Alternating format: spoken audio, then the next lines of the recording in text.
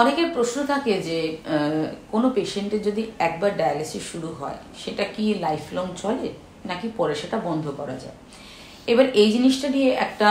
Confusion মানুষের মনে থাকে, সেটা দূর করতে চাই। ডায়ালিসিস হচ্ছে গিয়ে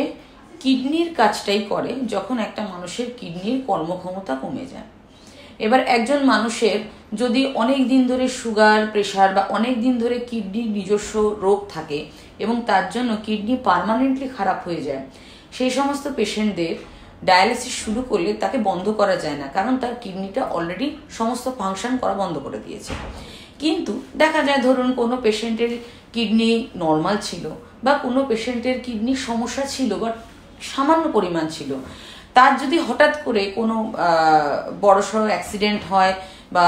কোনো ইনফেকশন হয় বা অন্য কোনো কারণে হঠাৎ করে যদি কিডনির ফাংশন কমে যায় এবং এমার্জেন্সি বেসিসে পেশেন্টকে ডায়ালিসিস দেওয়া স্টার্ট করতে হয়, সেক্ষেত্রে পেশেন্টের এমার্জেন্সিটা কি কারণে হয়েছে,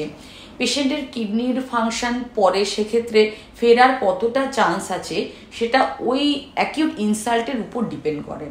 ধরুন বলতে চাই, একজন পেশেন্ট যার সুগার 20 বছর ধরে আছে বা 20 বছর ধরে প্রেশার আছে, তার জন্য তার কিডনির ফাংশন পুরোপুরি নষ্ট হয়ে গেল, তার পেচ্ছাপের সমস্যা দেখা দিল বা পেচ্ছাপ একদম বন্ধ হয়ে গেল,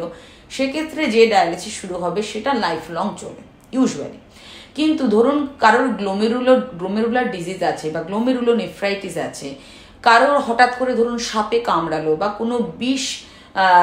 বা কোনো পয়জন ইনটেকের ফলে তার কিডনির কর্মক্ষমতা সাময়িক কারণে কমে গেল,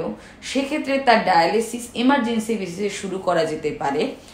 5-6টা ডায়ালিসিস বা 10-12টা ডায়ালিসিস নেওয়ার পরে তার কিডনির ফাংশন কীরকম আছে,